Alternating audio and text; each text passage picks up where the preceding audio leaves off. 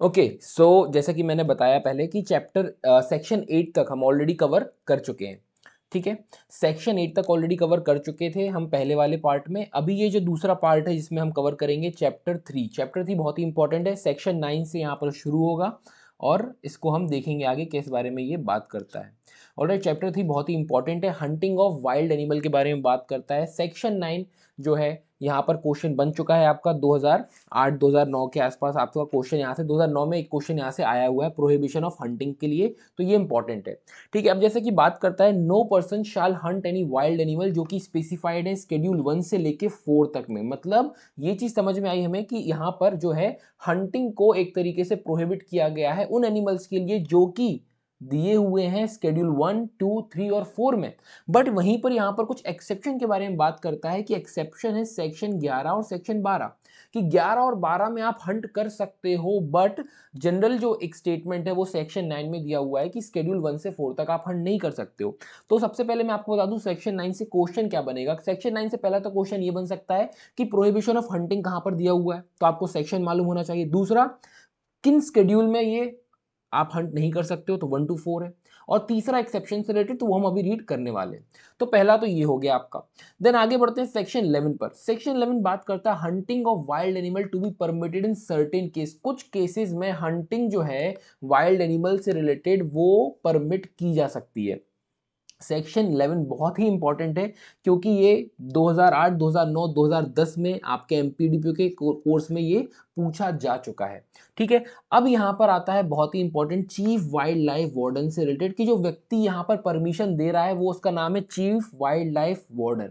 और बी वाले में आपको देखने को यहाँ पर चीफ वाइल्ड लाइफ वार्डन और साथ ही साथ में ऑथराइज ऑफिसर भी देखने को मिलता है। अब ये यहाँ पर बात कर रहा है कि जो चीफ वाइल्ड लाइफ वार्डन है अगर वो सेटिस्फाई हो जाए कि कोई वाइल्ड एनिमल जो कि स्पेसिफाइड है शेड्यूल 1 में वो डेंजरस है टू ह्यूमन लाइफ, ठीक है, इंसान की जान को खतरा हो सकता है उस एनिमल से, या फिर वो डिसेबल है या डिसीज है, ठीक है, टू बी बियॉन्ड रिकवरी की उसकी रिकवरी नहीं कराई जा सकती, तो ऐसे केसेस में क्या किया जाएगा। ऐसे केसेस में वो जो है लिखित में इन राइटिंग ऑर्डर दे सकता है कि उसका हंट जो है वो अलाउ कर देगा कि उस एनिमल को हंट किया जा सकता है या करवा दिया जाएगा। ठीक है, ये है आपका क्लॉज ए जो इस बारे में बात करता है। वहीं पर प्रोविजो बात करता है कोई भी वाइल्ड एनिमल को इस तरीके का आदेश मारने का नहीं दिया जाएगा जब तक chief wild life warden satisfy ना हो जाए कि उस एनिमल को कैप्चर, ट्रैंकुलाइज और ट्रांसलोकेट नहीं किया जा सकता।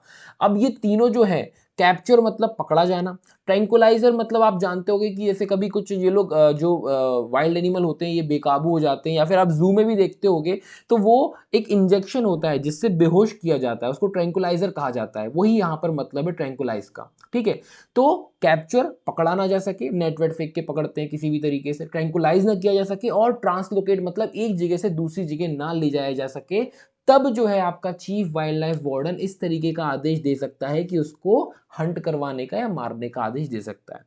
देन आता है proviso, provided further that no such captured animal shall be kept in captivity, में नहीं रखा जाएगा जिस ऐसे एनिमल को अगर कैप्चर किया गया है जब तक chief wild life warden satisfy ना हो जाए कि उसको रिहेबिलिटेट नहीं किया जा सकता वाइल्ड में। मतलब एक तरीके से पकड़ते हैं और फिर उसको वापस से छोड़ दिया जाता है, अगर उसको इनको लगता है कि रिहेबिलिटेट नहीं किया जा सकता तो ही वो उसको कैप्टिविटी में रखेंगे, वरना इनका मानना ये है कि वाइल्ड लाइफ एनिमल को जो है नेचर में ही रहना चाहिए, जंगलों में ही छोड़ देना चाहिए जहां उनका नेचुरल हैबिटेट है। राइट, तो ये यहाँ पर प्रोविजो बात करता है। एक्सप्लेनेशन में इन्होंने ये समझाया हुआ है प्रोसेस ऑफ कैप्चर और ट्रांसलोकेशन के बारे में कि जो कैप्चर कर रहे हो या आप ट्रांसलोकेट कर रहे हो एक जगह से दूसरी जगह में, तो जितना कम से कम ट्रॉमा हो उस एनिमल को वैसी कोशिश की जाए। उसके बाद आगे बढ़ते हैं बी क्लॉज।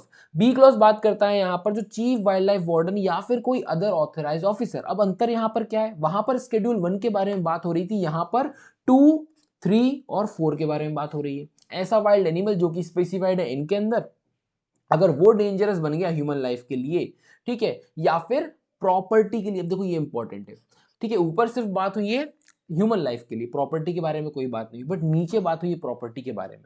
तो इससे आपको डिफरेंशिएट करना पड़ेगा किस शेड्यूल के बारे में बात हो रही है, क्या यहाँ पर ऑथराइज ऑफिसर को भी परमिशन है या नहीं, तो ये आप इस तरीके से डिफरेंशिएट करोगे। तो यहाँ पर बात हो रही है ह्यूमन लाइफ और प्रॉपर्टी के बारे में, including even standing crops on any land. तो अगर ये सब वही फिर सिमिलर है पूरा, तो वैसे हंट करने का जो है आदेश दिया जा सकता है अगर वो बियॉन्ड रिकवरी है और ये सब चीज़ें, तो ये सेम है। तो दोनों में ही आपको ध्यान रखना, ए और बी दोनों ही इंपॉर्टेंट है, क्वेश्चन यहाँ से बनते हैं। आगे बात करते हैं सबसेक्शन 2 की, जो किलिंग और वाउंडिंग है गुड फेथ में होना चाहिए वाइल्ड एनिमल की। मतलब अगर आपके ऊपर कोई शेर, ऐसा कोई आदमखोर शेर हमला कर दे, आप किसी जंगल में जा रहे हो, तो आप उसकी डेथ कॉज कर सकते हो, नहीं कर सकते हो, कर सकते हो अपने डिफेंस में, गुड फेथ में, ठीक है। बट आप हंटिंग के पर्पज से गए हो, तो क्या आपका गुड फेथ है? वहां पर नहीं है, ठीक है। आप मारने ही गए थे और आपने क्योंकि फायर पहले की और फिर उसने और आपके उसके बीच में जो भी झपट हुई और फिर आपने उसकी अगर डेथ कॉज की है, तो वो गुड फेथ नहीं है। तो किलिंग और wounding in good faith of any wild animal in defence of one self या फिर किसी अदर व्यक्ति को बचाने के लिए, तो वो ऑफेंस नहीं कहला जाएगा। ये इंपॉर्टेंट है, ये यहाँ से एमसीक्यू बनते हैं, ठीक है। इस तरीके से वो ट्विस्ट करके क्वेश्चन आपसे पूछ सकते हैं। और अगर ऐसे में आप कहीं जंगल में या ऐसे सेंचुरी में कहीं पर भी आप ऐसे किसी एनिमल को, वाइल्ड एनिमल को मारते हो, तो ये सरकार की प्रॉपर्टी होती है, ये भी आप इसको ध्यान रखें, आगे कहीं ना कहीं हम पढ़ेंगे।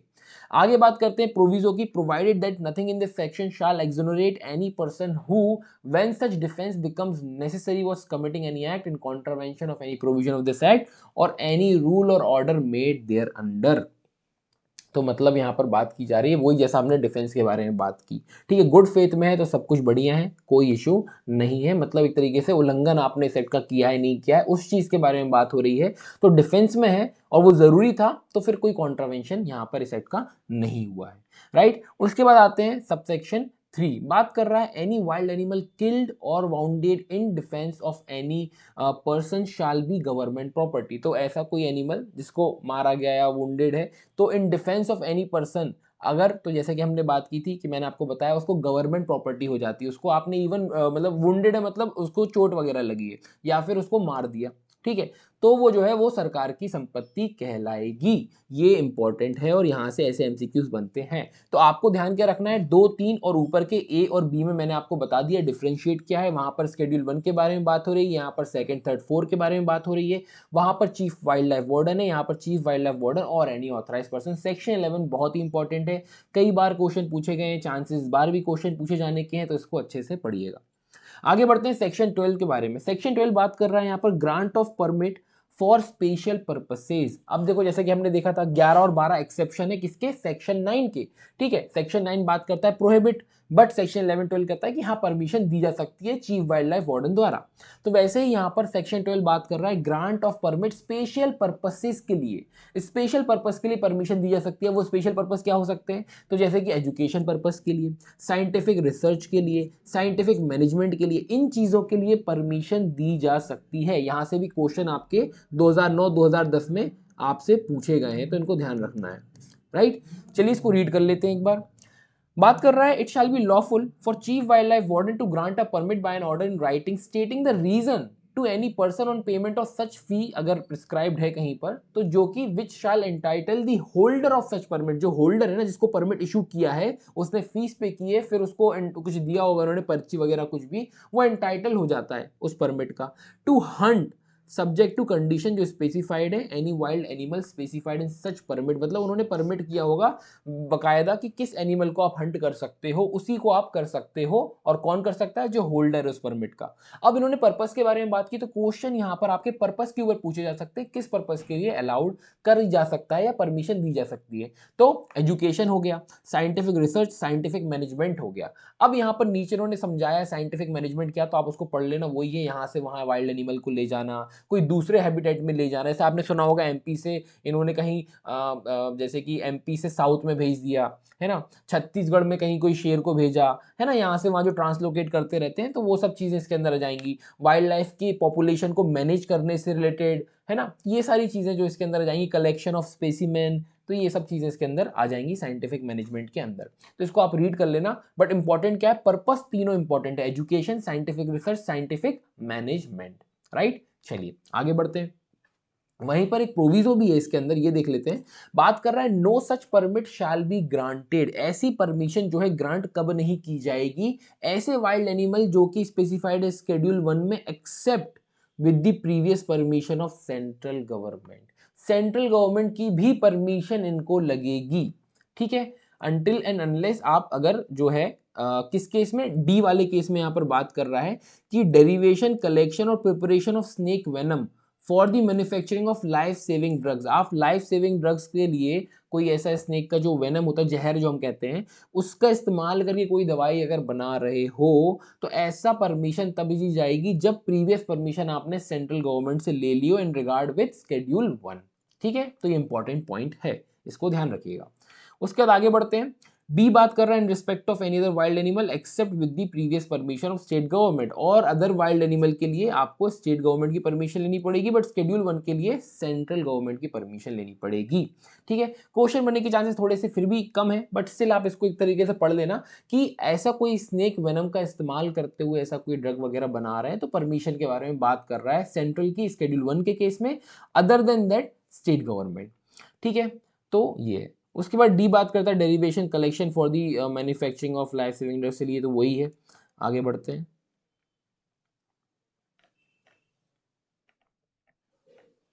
ओके, 13 से 17 जो है ओमिट हो चुके हैं, तो यहां पर आपको देखने को 3 ही सेक्शन एक तरीके से मिले हैं, 9, 11 और 12। तो इसलिए ये बहुत ही इंपॉर्टेंट है, कई बार इससे सवाल बने हैं। तो चैप्टर 3 भी आप ध्यान रखिएगा कि हंटिंग ऑफ वाइल्ड एनिमल से ये डील करता है। ठीक है, चैप्टर 3 हंटिंग से डील करता है, 9 प्रोहिबिशन, 11 और 12 इसके एक्सेप्शन है। 11 हमने देख लिया कि अगर उसकी किसी ह्यूमन लाइफ की जान को खतरा है, प्रॉपर्टी को खतरा है, तो इस तरीके का आदेश दिया जा सकता है, बट पहले कोशिश की जाएगी कैप्चर करने की, ट्रांसलोकेट करने की, ट्रैंकुलाइज करने की, राइट। उसके बाद 12 बात करता है स्पेशल परमिट के लिए, स्पेशल पर्पस के लिए भी परमिट किया जा सकता है। स्पेशल पर्पस क्या है वो आपको मालूम है, education, scientific research, scientific management, और बाकी इनको थोड़ा सा आप पढ़ लीजिएगा। साइंटिफिक मैनेजमेंट ऑलरेडी मैंने बता दिया, और बाकी डी वाला भी हमने देख लिया कि अगर आप कलेक्ट कर रहे हो स्नेक वेनम शेड्यूल 1 वाले वाइल्ड एनिमल से तो परमिशन सेंट्रल गवर्नमेंट की, अदरवाइज स्टेट गवर्नमेंट की लगेगी अगर कहीं पर कुछ दिया हुआ है तो, अदरवाइज। उसके बाद आपका 13 से 17 ओमिट हो चुका है। अब आ जाते हैं चैप्टर 3A जो कि बात करता है प्रोटेक्शन ऑफ स्पेसिफाइड प्लांट्स के बारे में। सबसे पहले आपको याद आना चाहिए, हमने स्पेसिफाइड प्लांट्स की डेफिनेशन देखी थी, तो वहां पर क्या लिखा था कि जो स्केड्यूल किस में दिए हुए हैं, स्केड्यूल 6 में दिए हुए हैं। ठीक है, जो स्केड्यूल 6 में दिए हुए हैं वो स्पेसिफाइड प्लांट्स की डेफिनेशन के अंदर आता है, राइट। तो ये आप ध्यान रखिएगा, इस तरीके से क्वेश्चन बन जाएंगे, तो फिर ऐसा ना हो कि आप वहां पर गलत कराएं। ठीक है, तो इसलिए मैंने आपको हमेशा बोला है डेफिनेशन क्लॉज में कुछ चीजें बहुत ही इंपॉर्टेंट है, उन चीजों को आप पढ़ लीजिएगा अच्छे से। तो स्पेसिफाइड प्लांट जो है शेड्यूल 6 के अंदर आता है, राइट। चलिए शुरू करते हैं चैप्टर 3A का, प्रोटेक्शन ऑफ स्पेसिफाइड प्लांट। अब देखो यहाँ पर हर चीज भी नहीं पढ़ना है, और क्या क्या पढ़ना है आप इस तरीके से थोड़ा सा इसको समझिएगा। हर एक चीज पढ़ने जाएंगे तो काफी लेंदी हो जाएगा, तो इसको हम कुछ कुछ चीजें यहाँ पर हम छोड़ेंगे भी, बट देखते हैं इंपॉर्टेंट क्या है। 17 ये बात कर रहा है prohibition of picking, uprooting etcetera of specified plant. ठीक है, पिकिंग अपरूटिंग आपको मालूम है, तोड़ना उखाड़ना वगैरह, ठीक है, ऐसे स्पेसिफाइड प्लांट को, तो अगर वो प्रोहिबिट है तो आप पिकिंग अपरूटिंग्स नहीं कर सकते ऐसे स्पेसिफाइड प्लांट की। तो बात कर रहा है no person shall wilfully pick नहीं करेगा, uproot, damage, destroy, acquire, collect वगैरह नहीं करेगा स्पेसिफाइड प्लांट कोई भी फॉरेस्ट लैंड से या फिर ऐसा एरिया जो कि स्पेसिफाइड किया गया है सेंट्रल गवर्नमेंट से। तो बहुत ही बेसिक चीज बात की है कि अगर कोई प्रोहिबिटेड है या स्पेसिफाइड प्लांट की कैटेगरी में आ रहा है, pick, uproot, damage, destroy, acquire, collect आप नहीं करोगे, सिंपल है। आगे बढ़ते, बी बात कर रहा है आप पोजेस नहीं करोगे, sell, offer for sale, transfer नहीं करोगे गिफ्ट के थ्रू या किसी और थ्रू, ट्रांसपोर्ट भी नहीं करोगे कोई स्पेसिफाइड प्लांट, भले ही से वो अलाइव हो या डेड हो। और पार्ट और डेरिवेटिव, डेरिवेटिव मतलब जैसे एक प्लांट है तो उसकी लीव्स अलग हो गई, उसमें फूल निकला है तो फूल अलग हो गया, उसकी जो वो डंडी सी जो डाल कहते हैं वो अलग हो गई, तो ये सब डेरिवेटिव में आ जाते हैं। ठीक है, वो सब चीजें आप पोजेस, सेल ये सब नहीं करोगे किस चीज के लिए, स्पेसिफाइड प्लांट। स्पेसिफाइड प्लांट कहाँ पर दिया हुआ है तो आपको ध्यान रखना है डेफिनेशन क्लॉज के अंदर, और शेड्यूल 6 में यहाँ पर बात हुई है। आगे बात करते हैं provided that nothing in this section shall prevent a member of schedule tribe. अब ये कुछ अलग है, देखिए यहाँ पर नथिंग इन दिस सेक्शन जो है प्रिवेंट नहीं करेगा किसको, शेड्यूल ट्राइब के मेंबर को, subject to the provision of chapter 4, picking, collecting, possessing in the district जहां पे वो रहता है, ही रिसाइड्स, कोई भी स्पेसिफाइड प्लांट, पार्ट और derivative for his bona fide personal use, मतलब उसको नहीं रोक रहे हैं। ठीक है, उसको प्रिवेंट नहीं किया जा रहा है शेड्यूल ट्राइब को, क्यों, किसको, जो वहां पर रहता है और वो अपने पर्सनल यूज के लिए कर रहा है। देखो यहाँ पर वो बेच नहीं रहा, ठीक है, बेच वगैरह नहीं रहा है, वो खुद पर्सनल बोनाफाइड पर्सनल यूज के लिए उसका स्पेसिफाइड प्लान या उससे निकला हुआ कोई डेरिवेटिव का अगर वो इस्तेमाल कर रहा है तो यहाँ पर उसको नहीं रोका गया है। तो क्या क्वेश्चन यहाँ से बन सकता है, बन सकता है, क्या क्वेश्चन बन सकता है, शेड्यूल ट्राइब वाले मेंबर को प्रिवेंट नहीं किया जाएगा। बाकी ए और बी तो बहुत ही जनरल है, आपको समझ में आ गए होंगे कि स्पेसिफाइड प्लांट से लेके उनको ना बेचना है, ना तोड़ना है, ना डैमेज करना है, ना डिस्ट्रॉय करना है, किसी भी तरीके का उनके साथ वो नहीं करना है। ये आपका 17A है। देन आता है 17B, बात कर रहा है grants of permit for special purposes. अब वही वाली बात है जो हमने ऊपर देखा, किसके अंदर, सेक्शन 12 के अंदर, कि स्पेशल पर्पस के लिए वहां पर परमिट दिया जा रहा था। तो यहां पर भी चीफ वाइल्ड लाइफ वार्डन जो है, परमिशन आपको पहले ये स्टेट गवर्नमेंट से लेगा with the previous permission of state government. Chief wild life warden grant कर सकता है ये सब पिक, अप्रूट, एक्वायर, कलेक्ट करने का फॉरेस्ट लैंड से, या कोई स्पेसिफाइड है 17A के अंदर, और ट्रांसपोर्ट वगैरह करने के लिए भी। पर्पस क्या है, पर्पस इंपॉर्टेंट है। पर्पस है education, scientific research, collection, preservation, display in herbarium of any scientific institution, ठीक है, ये भी इसके अंदर इंक्लूड है। देन बात कर रहा है प्रोपोगेशन बाय अ पर्सन और an institution approved by central government. मतलब प्रोपोगेशन मतलब हो गया एक तरीके से ब्रीडिंग ऑफ स्पेसिमन, प्लांट वगैरह को ब्रीड वगैरह कराना। तो उस चीज के लिए भी अगर ऐसा कोई व्यक्ति कर रहा है या इंस्टीट्यूशन कर रहा है जो कि सेंट्रल गवर्नमेंट द्वारा अप्रूव्ड है, तो फिर वो कर सकता है। तो ये पर्पसेस है, इन पर्पसेस के लिए वो अपरूट, एक्वायर, पिक, तोड़ना, उखाड़ना, ये सब चीजें की जा सकती हैं in terms of, in relation to specified plant. तो ये ध्यान रखिएगा। ऑब्जेक्ट, देखो ये क्वेश्चन पूछे जा चुके हैं पर्पस के ऊपर। एक उन्होंने ऐसी कोई क्वेश्चन पूछा था जहां तक मुझे ध्यान आ रहा है अभी, कि उसमें उन्होंने एक ऑप्शन स्पोर्ट्स दे दिया था कि स्पोर्ट्स पर्पस के लिए भी हंटिंग की जा सकती है। ये मैं बात कर रहा हूँ सेक्शन 9 की, ठीक है, क्योंकि सेक्शन 11 और 12 वहां पर उसके एग्जम्पशन है। तो वहां पर बात हुई थी इस चीज की कि तो स्पोर्ट्स जो है वो मतलब नॉट वाले टाइप में क्वेश्चन था, तो उसका आंसर स्पोर्ट्स था कि स्पोर्ट्स के लिए आप अलाउ नहीं कर सकते, परमिशन नहीं दे सकता chief wild life warden.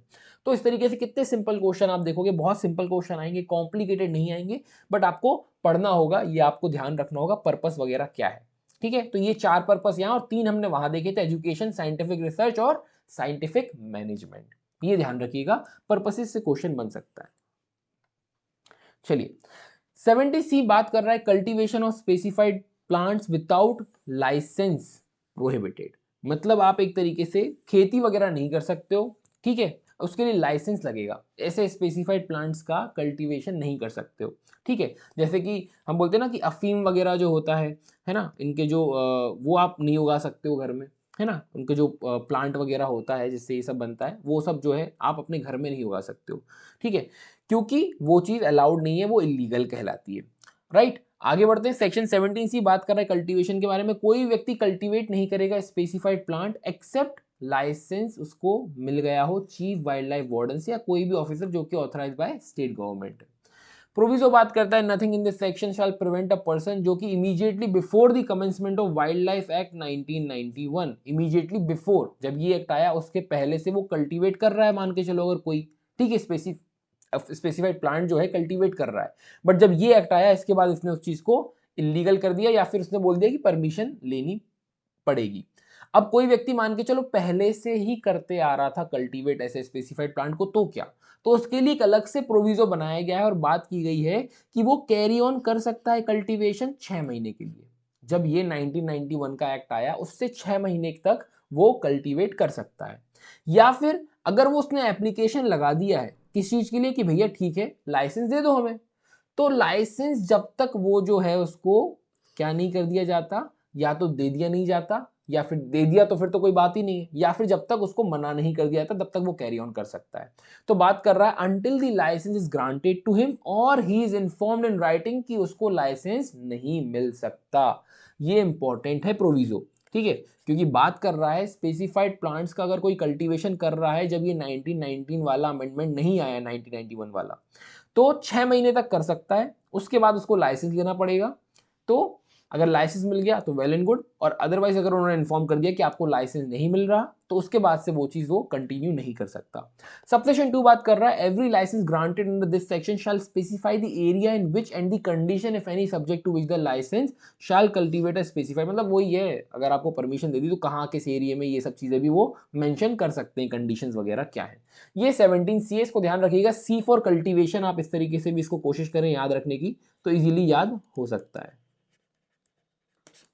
Okay चलिए आगे बढ़ते हैं 17D। अब देखो ये जैसे 17C फॉर कल्टीवेशन है वैसे ही 17D फॉर डीलिंग है। ये ट्रिक्स हैं याद करने की, ठीक है, इनको आप जितना सिंपल कर सको उतना बढ़िया है। तो 17D फॉर डीलिंग, इससे आप याद कर सकते हो, छोटी छोटी चीजें, ये अभी तक इनसे क्वेश्चन बने नहीं है बट चांसेस हैं कि बन सकते हैं, ठीक है। तो 17D फॉर डीलिंग है, dealing in specified plants without, जैसे देखो यार जिस चीज की खेती अलाउड नहीं है उसको बेचना कैसे अलाउड होगा, उस चीज में डील करना कैसे अलाउड होगा, ये तो आपको समझ में आ ही रहा होगा। हर चीज के लिए लाइसेंस लगती है, ठीक है। लिकर को बनाने के लिए लाइसेंस चाहिए, लिकर को बेचने के लिए अलग लाइसेंस चाहिए, ठीक है। और अगर जो आप देखते हो एक व्यवस्था होती है पीने के लिए, उसके लिए एक अलग लाइसेंस चाहिए। तो अलग अलग चीजों के लिए अलग लाइसेंस। तो यहां पर बात कर रहा है कोई व्यक्ति जो है except under and according with licence जब तक नहीं मिल जाता, चीफ वाइल्ड लाइफ वार्डन या कोई ऑफिसर जो कि ऑथराइज स्टेट गवर्नमेंट द्वारा कमेंस नहीं कर सकता, कैरी नहीं कर सकता business occupation as a dealer in specified plant या उसके डेरिवेटिव से, राइट। ये आपका 17D है, सिंपल सा। उसके बाद वही इन्होंने प्रोविजो दे दिया कि 1991 के पहले अगर कोई व्यक्ति कर रहा है तो कितने समय तक कर सकता है, तो यहां पर डिफरेंस है 60 डेज। ऊपर हमने देखा था 6 मंथ था, यहां पर जो है आपका 60 डेज है। यही एमसीक्यूज है, यही एमसीक्यूज है, और कुछ अलग नहीं पूछ लिया जाएगा आपसे। इनको ध्यान रखिए, कंफ्यूजन करने के लिए वो दे देंगे आपको 60 दिन 6 महीने, ठीक है, और 6 वीक्स भी दे सकते हैं। कितना कंफ्यूजन हो सकता है अगर आपको क्लैरिटी ऑफ थॉट्स नहीं है कि क्या हमने पढ़ा था, ठीक है। तो यहां पर जो है 60 दिन तक वो कमेंस कर सकता है अनटिल अनलेस उसको लाइसेंस दे दिया जाए या फिर उसको मना कर दिया जाए कि लाइसेंस आपको नहीं दिया जाएगा। इंपॉर्टेंट है बहुत ही ज्यादा। 60 डेज बिल्कुल साइड में इसको हाईलाइट वगैरह करके आप चाहो तो लिख लो, इंपॉर्टेंट चीज है। दूसरा इंपॉर्टेंट नहीं है, एवरी लाइसेंस जो ग्रांट किया गया वो कंडीशन टर्म्स वगैरह के बारे में बात कर रहा है, तो इट्स नॉट इंपॉर्टेंट, ठीक है। तो एक ही चीज इंपॉर्टेंट है, 17D जो है डीलिंग से रिलेटेड है और 60 डेज तक वो कर सकता है prior to this act, amendment act 1991। ऊपर वाला 17C में 6 मंथ्स के बारे में बात हो रही है। I hope I am clear. तो इसको साइड में आप इस तरीके से लिखेंगे ना तो इजी रहेगा, पूरा पढ़ने की जरूरत ही नहीं है। कल्टीवेशन 6 महीने, खेल खत्म। बाकी आपको मालूम है आपके दिमाग में किस बारे में बात हो रही है। डीलिंग 60 दिन, खेल खत्म, आपको मालूम है किस बारे में बात हो रही है। आगे बढ़ते हैं। Okay 17E declaration of stock है, इतना कुछ खास इंपॉर्टेंट नहीं है बट यहाँ पर भी एक डेट वो दिया हुआ है पीरियड, तो उसको बस देख लेते हैं। बात कर रहा है डिक्लेरेशन ऑफ स्टॉक, तो आपको मालूम है कि आप अगर पहले से डील कर रहे हो, ठीक है, तो आपके पास ऑब्वियसली स्टॉक होगा, तो उस स्टॉक के बारे में आपको बताना है अथॉरिटी को। तो यहाँ पर बोल रहा है कि जो कोई भी व्यक्ति जो कल्टीवेट कर रहा है, डील कर रहा है स्पेसिफाइड प्लांट में या डेरिवेटिव्स में, 30 दिन के अंदर अंदर, जब ये एक्ट आया 1991, आपको डिक्लेयर करना है चीफ वाइल्ड लाइफ वार्डन को या कोई भी ऑफिसर स्टेट गवर्नमेंट द्वारा ऑथराइज है उसको, आपके स्टॉक के बारे में कितना माल आपके पास पड़ा हुआ है, ठीक है, प्लांट्स का, डेरिवेटिव का, है ना। तो ये चीज बारे में है, तो आपको ध्यान क्या रखना है, सिर्फ और सिर्फ 30 डेज ध्यान रखना है कि आपको 30 दिन के अंदर अंदर आपको क्या करना है, डिक्लेरेशन करना है। वहां पे 6 महीने जब एक्ट आ गया उसके अंदर अंदर आप काम कर सकते हो, उसके बाद नहीं कर सकते हो। वैसे ही नीचे 60 डेज आपका डी में डीलिंग कर सकते हो आप 60 डेज तक, उसके बाद आप नहीं कर सकते हो, लाइसेंस लगेगा। तो ये तीनों चीजें ध्यान रखिएगा, 6 महीने, 60 दिन, 30 दिन, राइट, CDE। उसके बाद आता है F, बात करता है possession of plant by licence. ये सब इंपॉर्टेंट नहीं, इसको आप रीड कर लेना एक बार, ठीक है। G वगैरह ये कुछ इंपॉर्टेंट नहीं है। H देख लो बस आप, H क्योंकि गवर्नमेंट प्रॉपर्टी के बारे में बात कर रहा है तो थोड़ा सा देखना बनता है, इस चीज को आप थोड़ा सा इंपॉर्टेंट कह सकते हैं, अदरवाइज आप ऊपर रीड कर लेना, बहुत ही सिंपल है और हर चीज यहाँ पर नहीं पढ़नी है। Plants to be government property, तो उन्होंने बोला जो भी स्पेसिफाइड प्लांट है, पार्ट है, डेरिवेटिव है, इन रिस्पेक्ट अगर आप यहाँ पर इस एक्ट के अंदर ऑफेंस करते हो, ठीक है, जिसके अगेंस्ट कोई रूल्स रेगुलेशन बनाए गए हैं, आपने कमिट किया, तो वो क्या होगा, प्रॉपर्टी स्टेट गवर्नमेंट की मानी जाएगी। मतलब मान के चलो स्पेसिफाइड प्लांट था, आपको उसको उखाड़ना नहीं था, आपने उखाड़ लिया काफी सारे, अब उनका क्या होगा, वापस लगाओगे क्या, नहीं लग सकते। तो अब वो प्रॉपर्टी तो है, वो किसकी प्रॉपर्टी है, वो स्टेट गवर्नमेंट की, और आपने क्या किया, आपने उल्लंघन किया, आपने ऑफेंस किया है, ठीक है, तो वो प्रॉपर्टी स्टेट गवर्नमेंट की कहलाएगी। एंड जहां पर ऐसे प्लांट पार्ट जो है collect acquired from a sanctuary या फिर नेशनल पार्क, या डिक्लेयर्ड बाय दी, जो कि स्टेट गवर्नमेंट सेंट्रल गवर्नमेंट द्वारा डिक्लेयर्ड है नेशनल पार्क या सेंचुरी, वहां से आपने एक्वायर किए हैं तो वो प्रॉपर्टी सेंट्रल गवर्नमेंट की हो जाएगी। ठीक है, नेशनल पार्क सेंचुरी जो कि डिक्लेयर्ड सेंट्रल गवर्नमेंट द्वारा है, तो वहां से अगर पाई हुई चीज है तो वो सेंट्रल गवर्नमेंट की हो गई, और अदरवाइज जो स्टेट गवर्नमेंट का हमने ऊपर पढ़ा वो, तो ये दोनों ही यहाँ पर उन्होंने बताया स्टेट गवर्नमेंट की कब होगी, सेंट्रल गवर्नमेंट की कब होगी। जैसा वैसे ही है कि वाइल्ड एनिमल का हंट किया तो फिर वो किसका होगा, हमने देखा वहां स्टेट गवर्नमेंट लिखा हुआ था ऊपर, याद आ रहा है नहीं आ रहा है। चलिए, तो यही आपका यहाँ पर ये आपका चैप्टर 3 एक कंप्लीट होता है। ठीक है, सिंपल है, जो भी चीजें बताई ये बहुत ही सिंपल है, कुछ यहाँ पर कॉम्प्लिकेटेड नहीं है, बस वो चीजें जो है ना थोड़ा सा, क्योंकि एक्ट थोड़ा सा उन्होंने क्या है 17A B C D G H इस तरीके से, तो हमें थोड़ा सा डर लगता है, बट जो इंपॉर्टेंट चीजें हैं बस उन पर ही ज्यादा फोकस करना है आपको, बाकी किसी चीज पर ज्यादा फोकस नहीं करना है। ओके, तो अब हम कंटिन्यू करेंगे चैप्टर 4। अब चैप्टर 4 किस बारे में बात कर रहा है, चैप्टर 4 बात कर रहा है प्रोटेक्टेड एरियाज के बारे में। राइट, इंपॉर्टेंट क्या है यहाँ पर, चैप्टर्स थोड़ा सा फोकस कर लीजिएगा कि कौन सा चैप्टर किस बारे में बात कर रहा है, क्वेश्चंस बन सकता है। प्रोटेक्टेड एरिया, अब आपको मालूम होगा हमने और भी एक्ट्स पढ़े हैं जहां पर कई बार प्रोटेक्टेड एरियाज के बारे में बात हुई है। ठीक है, तो हमें मालूम है कि कोई ना कोई नोटिफाई करता है उस चीज को, तो यहाँ पर स्टेट गवर्नमेंट जो है ना यहाँ पर नोटिफाई कर रही है कि बाय नोटिफिकेशन डिक्लेयर कर रही है किसी एरिया को, कैसा एरिया, प्रोटेक्टेड एरिया। अब यहाँ पर उन्होंने बात किया कि ये डिक्लेयर अगर कर रहे हैं अदर देन एन एरिया जो कि कंप्राइज है within any reserve forest और the territorial water as a sanctuary. Other than this ये कर रहे हैं किसी एरिया को डिक्लेयर। अब सबसे पहले समझ लेते हैं रिजर्व फॉरेस्ट और टेरिटोरियल वाटर मतलब क्या होता है। देखो, समझने सा कुछ नहीं है, रिजर्व फॉरेस्ट मतलब वही है कि उनको प्रोटेक्ट किया जा रहा है स्पेशली। ठीक है, वहां पर हंटिंग वगैरह ये सब जो है प्रोहिबिटेड रहती है। वैसे ही टेरिटोरियल वाटर देखोगे आप तो जैसे कोई भी लिमिट होती है, अगर हम बात करें इंडिया की, अगर मान के चलो ये इंडिया है तो उसके जो सीज जो भी लगी हुई है, ठीक है, तो 12 नॉटिकल माइल्स तक, जैसे हम देखते हैं ना 12 नॉटिकल माइल्स तक जो है टेरिटोरियल वाटर वगैरह होता है। ठीक है, उसके बाद फिर वो इकोनॉमिक जोन वगैरह हो जाता है, एक्सक्लूसिव इकोनॉमिक जोन। तो उतना हम डिटेल में नहीं जाते हैं, बट आपको समझ में आ गया होगा क्या बात हो रही है, टेरिटोरियल वाटर मतलब यहाँ पर क्या है। ठीक है, तो इनको अलग करके यहाँ पर बात की जा रही है कि सेंचुरी जो है स्टेट गवर्नमेंट डिक्लेयर कर रही है कोई एरिया को। ठीक है, if it consider such area जो है एडिक्वेट है, इकोलॉजिकल है, फ्लोनल है, फ्लोरल है, geomorphological, natural, zoological significance. Sir ये क्या क्या वर्ड्स बोल दिए, थोड़ा कुछ बता तो दो, समझ में नहीं आया हमें, तो चलिए देख लेते हैं।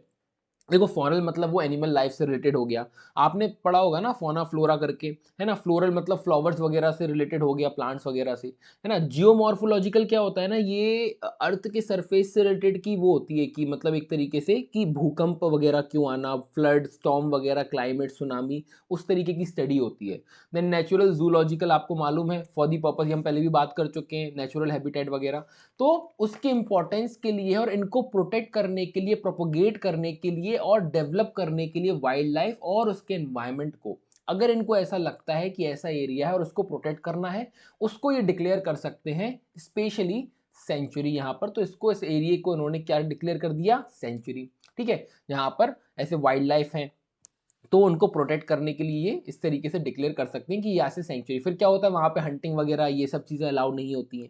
ठीक है, दूसरा हर कोई वहाँ पे जा नहीं सकता है ना, पास लगता है, परमिशन लगती है, अथॉरिटी होती है कोई। तो इस बारे में ये आपका सेक्शन 18 बात कर रहा है। तो पहले तो ध्यान रखना है, यहाँ से क्वेश्चन 2010 में पूछा जा चुका है। ठीक है, तो आपको ध्यान रखना है कि 18 जो है बात करता है डिक्लेरेशन ऑफ सेंचुरी से रिलेटेड, कि यहाँ पर डिक्लेयर कर रही है। अब कौन डिक्लेयर कर रही है ये भी इंपॉर्टेंट, तो यहाँ पर स्टेट गवर्नमेंट डिक्लेयर कर रही है सेंचुरी बाय नोटिफिकेशन।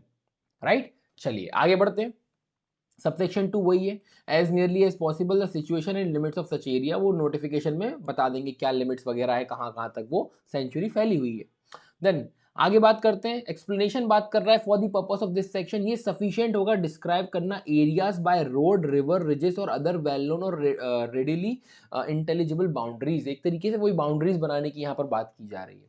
आगे बढ़ते हैं 18A जो कि बात कर रहा है प्रोटेक्शन ऑफ सेंचुरी से रिलेटेड। अब देखो मेनली वही सेंचुरीज क्यों बनाई जाती है, जैसे कि मैंने आपको बताया, एस्टेब्लिश किया जाता है कोई एंडेंजर्ड स्पीसीज है उसको प्रोटेक्ट करने के लिए, है ना। क्योंकि डिफिकल्ट होता है हमेशा रिलोकेट करना एनिमल्स को। अब जैसे कहीं एनिमल्स एक एरिया में पाए गए, उनको रिलोकेट करना मुश्किल है, तो वहीं पर सेंचुरी लेके आ गए, वहीं सेंचुरी बना दी, बाउंड्रीज बना दी कि इनको यहाँ पर प्रोटेक्ट करना, ये इनका नेचुरल हैबिटेट है, उनका एनवायरमेंट वगैरह जो है दूषित ना हो। आगे इवन आप ये भी देखोगे कि गन वगैरह भी जो जैसे नॉर्मली आप आर्म्स एक्ट हमने पढ़ा हुआ है तो वहाँ पर लाइसेंस वगैरह लेके आप गन वगैरह ले सकते हो, बट यहाँ जो ऐसे सेंचुरी है उसके 10 किलोमीटर तक किसी को नहीं दिया जाता लाइसेंस, ठीक है। बट अगर पहले से किसी के पास है तो भी उनको परमिशन वगैरह लेनी होती है, एक एप्लीकेशन भरना होता है। मतलब इतना प्रोटेक्शन क्यों क्यों प्रोटेक्ट कर रहे हैं, आपको समझ में आ रहा है? To establish to protect the endangered species when it is difficult to always relocate the animals from their natural habitat, इसलिए वो प्रोटेक्ट कर रहे हैं उनको, राइट। तो ये इतना इसका मेनली पर्पस है सेंचुरी बनाने का। अब आ जाते हैं सेक्शन 18A। 18A में इतना कोई खास नहीं है, बात कर रहा है वो प्रोटेक्शन टू सेंचुरीज की स्टेट गवर्नमेंट डिक्लेयर करेगा उसका इंटेंशन 18 के 1 में कि ऐसा ऐसा एरिया इनको बनाना है, ठीक है। नॉट कंप्राइज रिजर्व फॉरेस्ट, और इसको हटा के तो एज अ सेंचुरी, और उस पर प्रोविजन जो है 27 से 33A तक इंक्लूसिव वो है लागू होंगे, ये इंपॉर्टेंट नहीं है, ठीक है। तो इस बारे में ये बात है, 18 इतना कोई खास इंपॉर्टेंट नहीं है। फिर बात कर रहा है 18B अपॉइंटमेंट ऑफ कलेक्टर की। तो स्टेट गवर्नमेंट अपॉइंट करेगी एक ऑफिसर को जो कि एक्ट करेगा as collector under the act 90 दिन के अंदर अंदर, within 90 days of coming into force of the amendment act 2002 जब आया उसके बाद से ये चीज लागू हुई। तो 90 दिन के अंदर अंदर स्टेट गवर्नमेंट अपॉइंट कर रही है या फिर किसी ऑफिसर को एज अ कलेक्टर, या फिर 30 दिन के अंदर अंदर इशू नोटिफिकेशन इशू करने के बाद 18 में कि हम इसको सेंचुरी बना रहे हैं, उसके 30 दिन के अंदर अंदर ये इंक्वायर करेंगे, डिटरमाइन करेंगे एग्जिस्टेंस, नेचर, एक्सटेंट, राइट वगैरह क्या है किसी व्यक्ति के उस देखो आप सेंचुरी बना रहे हैं, ठीक है, तो कहीं पर किसी की ज़मीन तो नहीं है वो, ठीक है, किसी के राइट्स तो नहीं है वहाँ पर, तो इन सब चीज़ों को भी ध्यान में रखा जाएगा। फिर क्या होगा, अगर ऐसे बनाने से पहले सुना जाएगी, सुनवाई होगी उन लोगों की, क्या कोई क्लेम कर रहा है कि ये ज़मीन हमारी है जहाँ पर सेंचुरी बना रहे हैं या कुछ और, तो इन सब चीज़ों को ध्यान में रखा जाता है। चलिए आगे बढ़ते हैं 19। फिर वही है कलेक्टर डिटरमाइन करेगा राइट्स, ये कोई इतने खास इंपॉर्टेंट नहीं है, इसको बस आप रीड कर लेना एक बार। देखो नोटिफिकेशन इशू किया सेक्शन 18 का, कलेक्टर इंक्वायर करेगा, डिटरमाइन करेगा कि किसी के राइट्स है क्या, rights of any person in और ओवर दी लैंड जो कि सेंचुरी की लिमिट्स के अंदर आ रहा है, तो किसी के राइट्स वगैरह अधिकार तो नहीं है तो उनकी सुनवाई कर लो।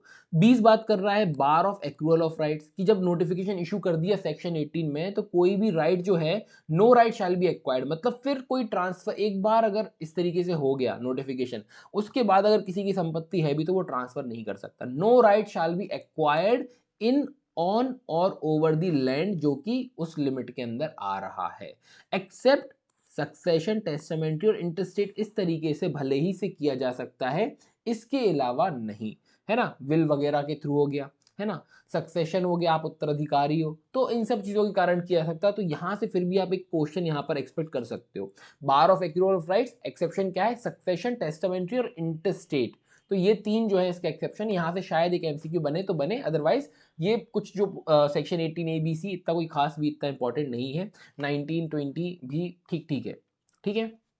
आगे बढ़ते हैं, प्रोक्लेमेशन बाय कलेक्टर, ये सब आप पढ़ लेना, इतना इंपॉर्टेंट ये है नहीं। आते हैं मेन आपके इंपॉर्टेंट सेक्शन पे, और वो है आपका 26A पे आ जाइए। ये सब आप रीड करना हो तो आप कर लेना, अदरवाइज उतना इंपॉर्टेंट है नहीं, चांसेस थोड़े से कम है। देखो एमसीक्यू बन कहीं से भी सकता है, मुझे मालूम नहीं है पेपर, बट जैसा कि प्रीवियस ईयर का पेपर देखते हुए उसको स्टडी करने के बाद जो नतीजे पे मैं पहुंचा हूं उस हिसाब से मैं आपको पढ़ा रहा हूं, क्योंकि चांसेस वैसे ही क्वेश्चन के हैं और उसी तरीके के क्वेश्चन भी पूछे जाते हैं। अब 26 है वैसे इंपॉर्टेंट नहीं है, यहाँ पर बात कर रहा है डिक्लेरेशन ऑफ एरिया है सेंचुरी, बट कुछ चीजें हैं जो जहां से क्वेश्चन शायद बन सकता है, तो वो मेरा फर्ज है आपको बताना, तो मैं बता देता हूँ। बात कर रहा है डिक्लेरेशन ऑफ एरिया है सेंचुरी। अब देखो 18 में हमने देखा, 18 में उन्होंने डिक्लेयर किया नोटिफिकेशन, इन्होंने क्या नोटिफाई करा कि इस एरिया को हम सेंचुरी बना रहे हैं, क्योंकि उनको लग रहा होगा, क्योंकि हमने देखा जैसे कि क्या रीजन है सेंचुरी बनाने का, कोई भी एंडेंजर्ड स्पीसीज वगैरह को प्रोटेक्ट करना है या कुछ भी इस तरीके से। तो सेक्शन 18 का जब नोटिफिकेशन देखा तो हमने देखा कि कोई क्लेम वगैरह कर रहा है, प्रिफर कर रहा है कोई क्लेम वगैरह, है ना। तो इस एरिया को कब एक तरीके से देखा जाए वो डिक्लेयर हो जाएगा, जब नोटिफिकेशन है उसके बाद जो पीरियड एक दिया होगा कि भाई इतने समय में अगर किसी को कोई क्लेम है, किसी को कोई आपत्ति है तो आप कर लो, तो वो जब इलेप्स हो गया हो वो पीरियड, एंड ऑल क्लेम्स, अगर उन्होंने किसी ने क्लेम किया तो वो क्लेम डिस्पोज ऑफ कर दिया हो स्टेट गवर्नमेंट ने, उसके बाद ही तो होगा। दूसरा, एनी एरिया जो कि कंप्राइज है, अगर कोई रिजर्व फॉरेस्ट में या फिर टेरिटोरियल वाटर का पार्ट भी इन्होंने इंक्लूड कर लिया है सेंचुरी के अंदर, ठीक है, which is consider by the state government कि वो एडिक्वेट है, इकोलॉजिकल है, फॉनल, फ्लोरल, जियोमॉर्फोलॉजिकल, ये सब हम बात कर चुके हैं ऊपर क्या मतलब होता है इनका। और इन सारी चीज़ों को प्रोटेक्ट करने के लिए, डेवलप करने के लिए वाइल्ड लाइफ को उस एनवायरनमेंट में इंक्लूड किया गया सेंचुरी के अंदर। तो स्टेट गवर्नमेंट नोटिफाई करेगी, एरिया जो है वो नोटिफाई करेगी क्या क्या चीज़ें उसके अंदर हैं सेंचुरी के अंदर, राइट। तो यही इस बारे में बात हो रही है। अब यहाँ से क्वेश्चन, यहाँ से कुछ नहीं बनेगा, क्वेश्चन कहाँ से बनेगा मैं आपको बताता हूँ, अगर बना तो। जो यहाँ पर प्रोविजो है ये वाला, ये इंपॉर्टेंट प्रोविजो है, बात कर रहा है provided further that limits of the area of territorial waters, जो इंक्लूड कर रहे हो सेंचुरी में। आप क्या कर रहे हो, जैसे हमने पहले देखा था टेरिटोरियल वाटर्स और रिजर्व फॉरेस्ट को छोड़ रहे थे, बट इंक्लूड किया जा सकता है। तो इन्होंने बोला अगर आप इंक्लूड कर रहे हो सेंचुरी के अंदर, तो in consultation with chief naval hydrographer of the central government की आपको कंसल्टेशन लेनी होगी, and after taking adequate measures to protect the occupational interest of the local fisherman, को ध्यान में रखते हुए उनका इंटरेस्ट कि भाई उनसे उनकी रोजी रोटी चल रही है, उन चीज़ों को ध्यान में रखते हुए उनको प्रोटेक्ट करते हुए, तो आप ऐसा कर सकते हो। और कंसल्टेशन चीफ नेवल हाइड्रोग्राफर, तो ये एक वर्ड है, ये आप ध्यान रखिएगा, शायद अगर बना क्वेश्चन तो बन जाएगा यहाँ से, ठीक है। बस यही बताना था। और एक तीसरा ये है, कोई भी अल्ट्रेशन बाउंड्रीज का shall be made by state government, तो कोई भी अल्ट्रेशन नहीं किया जाएगा स्टेट गवर्नमेंट द्वारा except on the recommendation of national board. तो यहां से क्वेश्चन बन सकता है कि स्टेट गवर्नमेंट क्या सेंचुरीज की बाउंड्री में अल्ट्रेशन कर सकते हैं, तो पहला जवाब होना चाहिए नहीं, ठीक है। बट फिर आएगा आपका बट कि भाई एक्सेप्शन है कि हाँ, अगर नेशनल बोर्ड ने रिकमेंड किया है तो कर सकते हैं। ये दूसरा एमसीक्यू है, जहां जहां स्टार मार्क कर रहा हूं बस उस पर फोकस करो, आप बाकी सब भूल जाओ, बस रीड सब करना है, पर पढ़ना वही है जो इंपॉर्टेंट है, ठीक है। रीड एक बार कर लो कि इन केस बहुत लीस्ट प्रोबेबिलिटी में भी कहीं से कुछ क्वेश्चन बन गया तो वो आपसे बन जाए, ठीक है। चलिए आगे बढ़ते हैं। देन आ जाए सेक्शन 27, 2016 में यहां से क्वेश्चन बना है आपका एमपीएडीपीओ का। 2016 में restriction on entry in sanctuary के बारे में बात करता है। नो पर्सन, देखो अब इंपॉर्टेंट है, रिस्ट्रिक्शन मतलब सेंचुरी में कौन जा सकता है कौन नहीं जा सकता है। अब देखो क्योंकि उसको सेंचुरी बना दिया है तो हर कोई तो नहीं जा सकता, ठीक है, ये आपको समझ में आ गया। अब किसको अलाउड है किसको नहीं है, तो यहां पर देख लेते हैं। बोल रहा है नो पर्सन अदर देन, मतलब ये लोग जा सकते हैं, ये लोग जा सकते हैं। कौन कौन है, पब्लिक सर्वेंट ऑन ड्यूटी, कोई पब्लिक सर्वेंट ड्यूटी पे है वो जा सकता है, उसको परमिशन है, उसको अलाउड है। अब पर्सन जिसको परमिट किया गया है चीफ वाइल्ड लाइफ वार्डन द्वारा या कोई अदर ऑथराइज ऑफिसर द्वारा to reside within the limits of the sanctuary, तो वो आ जा सकता है। तीसरा, a person who has any right over immovable property, उस सेंचुरी के अंदर कोई इमूवेबल प्रॉपर्टी है जिसके ऊपर किसी व्यक्ति का अधिकार है, उसका राइट है, तो उसको अलाउड है। डी बात करता है person passing through the sanctuary along with a public highway. आपने देखा होगा सेंचुरीज होती है उनके बीच से जो है नेशनल हाईवे भी गए हुए हैं, तो वहां से अगर कोई व्यक्ति निकल रहा है तो वो तो जाएगा ना रोड से, कहाँ से चला जाएगा, तो वो चीज अलाउड है कि वो आप वैसे जा सकते हो।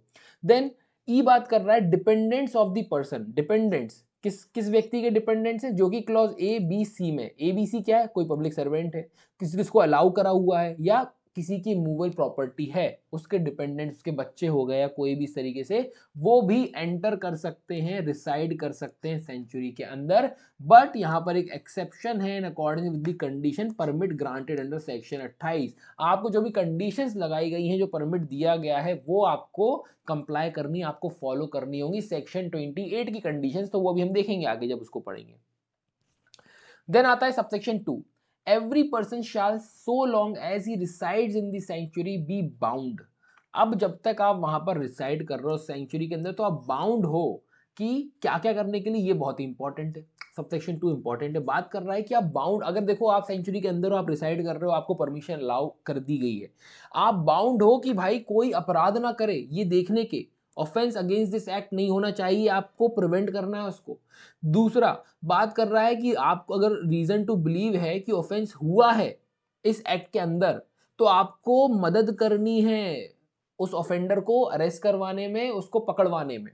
तीसरा, बात कर रहा है अगर आपको पता चला है कोई वाइल्ड एनिमल की डेथ हुई है, तो आपको रिपोर्ट करना है, आपको बताना है कि भाई फलाना वाइल्ड एनिमल कोई भी है इसकी यहाँ पर कहीं डेथ हुई है, और आपको सेफगार्ड करने हैं इट्स रिमेन अंटिल वहां पर चीफ वाइल्ड लाइफ वार्डन या कोई ऑथराइज ऑफिसर वो चार्ज नहीं ले लेता उस जहां भी ऐसा कुछ हुआ है, ठीक है। देन डी बात कर रहा है कहीं पर आप आग वाग नहीं लगाओगे ना जलाओगे, है ना, एक्सटिंग्विश नहीं करोगे। अगर आपके कहीं नॉलेज में आपको पता चलता है तो आप कोशिश करोगे बुझाने की, कि जिससे विसिनिटी मतलब आसपास के एरिया में वो फैले ना, जो भी आपके नॉलेज में हो या इन्फॉर्मेशन में हो। आप असिस्ट करोगे forest officer, chief wild life warden, police officer जो भी डिमांड कर रहा होगा आपकी मदद कोई भी अपराध को रोकने में, पकड़ने में, तो आप उनकी मदद करोगे, इन्वेस्टिगेशन में, इंक्वायरी में आप हेल्प करोगे। ठीक है, ये सारी चीजें जो है इंपॉर्टेंट थी, इसको एक बार आप रीड कर लेना, ये थोड़ा सा इंपॉर्टेंट है। सबसेक्शन 2 क्वेश्चन बन सकता है, ऊपर से भी क्वेश्चन बन सकता है, इसलिए मैंने पहले ही बोल दिया था सेक्शन 27 काफी इंपॉर्टेंट है, यहाँ से पहले भी क्वेश्चन पूछा गया है 2016 में, जो भी लास्ट बार आपका पेपर हुआ था। चांसेस है इस बार भी पूछा जा सकता है, ऐसा जरूरी नहीं है कि एक बार एक सेक्शन से पूछ लिया तो अगली बार उस सेक्शन से नहीं पूछा जाएगा, काफी चीजें इसके अंदर पूछने के लिए, तो पूछा जा सकता है। आगे बढ़ते हैं, सबसेक्शन 3 बात कर रहा है कोई भी व्यक्ति जो है, no person shall with intent to cause damage, मतलब क्या बोल रहा है कि बाउंड्री मार्क बढ़ाने के लिए, सेंचुरी है मान के चलो, ये सेंचुरी है आपकी, ठीक है, ये आपकी क्या हो गई, ये बाउंड्रीज हो गई है आजू बाजू जो है। अब कोई व्यक्ति की प्रॉपर्टी यहाँ पर, ये ऐसी प्रॉपर्टी आ रही है, ये थोड़ी अंदर आ गई, अब मान के चलो वो यहाँ से क्या कर रहा है, ये यहाँ मान के चलो कुछ भी इनकी बाउंड्री का मार्क लगा हुआ है, ये सेंचुरी की बाउंड्री के मार्क को खिसकाते जा रहा है और खुद की बाउंड्री बढ़ाते जा रहा है। तो ये ऐसा नहीं करेगा, कोई भी ऑल्टर, डिस्ट्रॉय, मूव, डिफेस, ये सब जो है बाउंड्री मार्क को नहीं करेगा ऐसा करने के लिए, ठीक है, वो वरना एक अपने आप में एक ऑफेंस है। देन 4 बात कर रहा है no person shall tease molest, wild animal को टीज मोलेस्ट वगैरह नहीं किया जाएगा, ग्राउंड्स पर लेटर वगैरह नहीं किया जाएगा, ठीक है, ये सब यहाँ पर बहुत ही जनरल पॉइंट्स हैं। आगे बढ़ते हैं, 28 सेक्शन 28 बात कर रहा है ग्रांट ऑफ परमिट के बारे में, इंपॉर्टेंट है, यहाँ भी 2008 में एक क्वेश्चन बना है आपका, ठीक है, तो इंपॉर्टेंट है।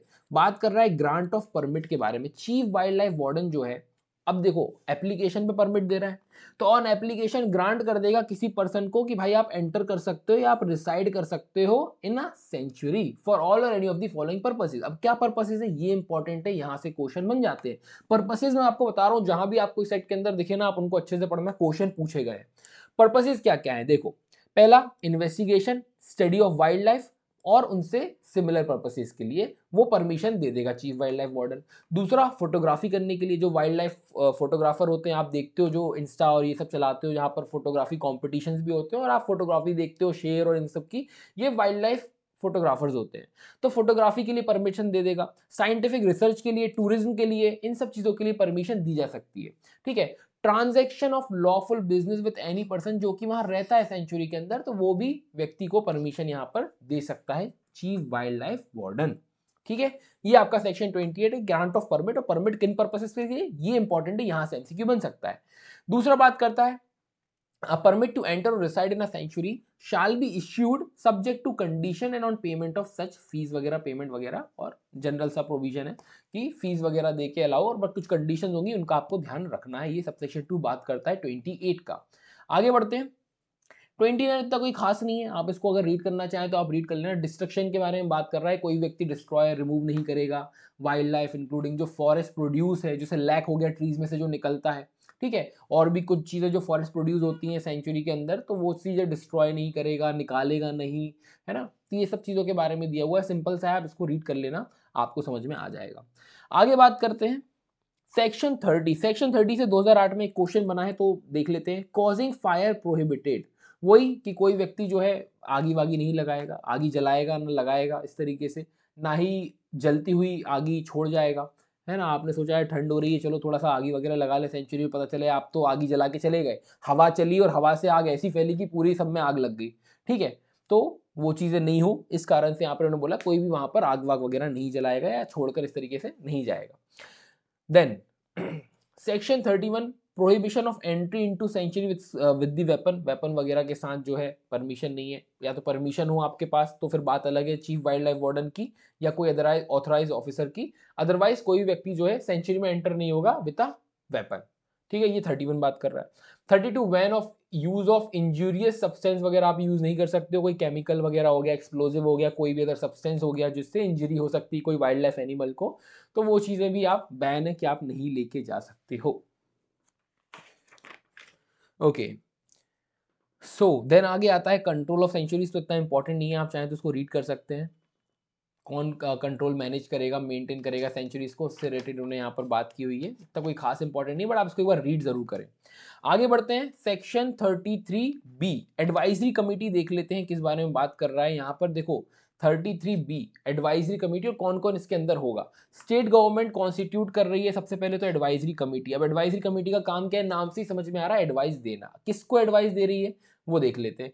Constitute an advisory committee consisting, कौन कौन होगा, चीफ वाइल्ड लाइफ वार्डन या फिर उसका नॉमिनी जो कि इस रैंक के बिलो के ऑफिसर की नहीं होगा, not below the rank of conservator of forest, इस रैंक के बिलो नहीं होना चाहिए, या तो चीफ वाइल्ड लाइफ वार्डन या उसका नॉमिनी हेड होगा, ठीक है। एंड इंक्लूड करेगा member of state legislature within whose constituency the sanctuary situated, जैसे एमपी का है तो फिर एमपी का स्टेट लेजिस्लेचर आ जाएगा। देन 3 रिप्रेजेंटेटिव होंगे पंचायती राज के, 2 रिप्रेजेंटेटिव होंगे एनजीओ के, 3 इंडिविजुअल एक्टिव उस फील्ड में होंगे जो वाइल्ड लाइफ कंजर्वेशन के, और 1 रिप्रेजेंटेटिव होगा from department dealing with home and veterinary matters. Honorary wild life garden warden होगा इफ एनी, अगर है तो है, एंड द ऑफिसर जो इंचार्ज है सेंचुरी का एज मेंबर सेक्रेटरी। क्या सर ये पूरा याद करना है? देखो करना हो तो कर लो, नहीं भी करोगे तो आई गेस चलेगा, इतना इंपॉर्टेंट है नहीं 33 भी। बट एडवाइजरी कमेटी बना रहा है स्टेट गवर्नमेंट, हेड वगैरह कई बार पूछ लिए जाते हैं, अगर ऐसे क्वेश्चन बनते भी हैं तो अंदर से ना पूछा जा सके तो एटलीस्ट वो हेड वगैरह पूछ लेते हैं। तो आपको ध्यान रखना है चीफ वाइल्ड लाइफ वार्डन या फिर नॉमिनी, ये इंपॉर्टेंट है। नॉमिनी वाला जो पॉइंट है ना ये इंपॉर्टेंट है। तो क्वेश्चन बना तो इस तरीके से बन सकता है कि एडवाइजरी कमेटी का हेड कौन होगा, ठीक है। तो ऑप्शन दे दिया उन्होंने, पहला चीफ वाइल्ड लाइफ वार्डन, दूसरा नॉमिनी, तीसरा both, D none of the above. तो आप चीफ वाइल्ड लाइफ वार्डन हर जगह पढ़ा है तो ऐसा ना उसको लगा के आ जाओ, आपका आंसर जो होगा वो सी होगा, both chief wild life warden भी और नॉमिनी जो कि not below the rank of conservator of forest है, राइट। तो ये थोड़ा सा आप इसको देख लेना, इंपॉर्टेंट है। मतलब इंपॉर्टेंट है नहीं है वो आपके ऊपर है, बट मुझे लगा कि ये चीज़ बता देनी चाहिए, तो क्वेश्चन यहाँ से इसको स्टार तो यहाँ मार्क कर ही देता हूँ मैं कि बन सकता है। ओके सेक्शन 34 काफ़ी इंपॉर्टेंट है। सेक्शन 34 जैसा मैंने आपको ऑलरेडी बताया था, 10 किलोमीटर वाली बात हमने डिस्कस की थी, वही है कि 10 किलोमीटर तक जो है सेंचुरी के वो अलाउड नहीं करते हैं आर्म्स वगैरह होना। तो इसको रीड कर लेते हैं। इन्होंने बोला within 3 months from the declaration of any area as a sanctuary, मान के चलो किसी एरिया को डिक्लेयर किया गया एज अ सेंचुरी, 3 महीने के अंदर अंदर जब ऐसा डिक्लेरेशन दिया, हर वो व्यक्ति जो रिसाइड कर रहा है, ठीक है, 10 किलोमीटर के अंदर अंदर इस सेंचुरी से, एंड होल्ड कर रहा है licence granted under arms act 1950, बकायदा लाइसेंस है, गन है आपके पास, बकायदा लाइसेंस है आपके पास, ठीक है। अगर ऐसा है और वहां पर मान के चलो कुछ टाइम बाद सेंचुरी बन गई और आप 10 किलोमीटर के अंदर आ रहे हो, तो for the possession of arms या फिर exemption from the possession of that act and possessing arms, मतलब आपके पास आर्म्स है, ठीक है, आपके पास बकायदा लाइसेंस है, तो क्या करना रहेगा आपको, आपको अप्लाई करना होगा इन सच फॉर्म ऑन पेमेंट, बकायदा फॉर्म वगैरह होगा, पेमेंट करनी होगी फीस, किसको, चीफ वाइल्ड लाइफ वार्डन या फिर ऑथराइज ऑफिसर को आपके नाम को रजिस्टर करने के लिए, ठीक है, ये करना होगा। दूसरा बात कर रहा है जब ऐसा एप्लीकेशन आएगा चीफ वाइल्ड लाइफ वार्डन जो है आपका नाम रजिस्टर कर लेगा। तीसरा बात कर रहा है कि भैया जब अगर आप 10 किलोमीटर के अंदर अंदर आप ऐसे एरिया में रह रहे हो ना, कोई भी नए लाइसेंस इशू नहीं किए जाएंगे आर्म्स एक्ट 1959 के अंदर, जो कि अगर आप 10 किलोमीटर के अंदर अंदर रह रहे हो सेंचुरी के अंदर। क्यों अगर देना है फिर भी अगर आप बोल रहे हो साहब हमारी तो जान को खतरा है, वाइल्ड एनिमल्स होते हैं, कहीं कभी ऐसा कुछ हो गया, कुछ भी आपने रीजन दिया, तो आपको prior concurrence of chief wild life warden, मतलब उनकी परमिशन लेनी होगी, तभी फिर आपको लाइसेंस इशू किया जाएगा, अदरवाइज कोई भी लाइसेंस नया इशू नहीं किया जाएगा। यहाँ पर जो है ये दोनों से एमसीक्यू बन सकते हैं, सबसेक्शन 1 और 3, कि कोई लाइसेंस इशू नहीं किया जाएगा बट किया जा सकता है, कब, परमिशन लगेगी चीफ वाइल्ड लाइफ वार्डन की। दूसरा 10 किलोमीटर के अंदर अंदर जो है वो कब से, जो मतलब अगर ऐसा सेंचुरी हो गई वहां पर तो 3 महीने के अंदर अंदर आप जो है आपको इस तरीके से अप्लाई करना होगा और रजिस्टर कराना होगा नाम। अदरवाइज जो है भले ही से आपके पास लाइसेंस हो आर्म्स एक्ट के अंदर, उससे फर्क नहीं पड़ता। ये आपका सेक्शन 34 है। आई होप क्लियर होगा आपको यहाँ तक। तो आज यहीं तक रखते हैं। इसके बाद नेक्स्ट पार्ट में सेक्शन 35 नेशनल पार्क वगैरह करेंगे। ये भी बहुत सिमिलर है, सेंचुरी से रिलेटेड ही बहुत सिमिलर चीज़ें हमें यहाँ पर देखने मिलेंगी, तो ज़्यादा कुछ नहीं पढ़ना है, कुछ ही चीज़ें हमें नेशनल पार्क में देखनी है। और इसके बाद जैसे कि मैंने बताया यहाँ तक मेनली इंपॉर्टेंट था, 35 में से भी आपका एक क्वेश्चन बना हुआ है एमपीडीपीओ का, और भी कुछ आगे जो चैप्टर्स है उनमें कुछ कुछ ही सेक्शन हमें देखने हैं इंपॉर्टेंट जो है, बस आपका एक कंप्लीट हो जाएगा नेक्स्ट वीडियो में। तो अभी इसको यहीं पर हम क्लास को एंड करते हैं और कल मिलते हैं सेक्शन 35 से, आगे कंटिन्यू करेंगे।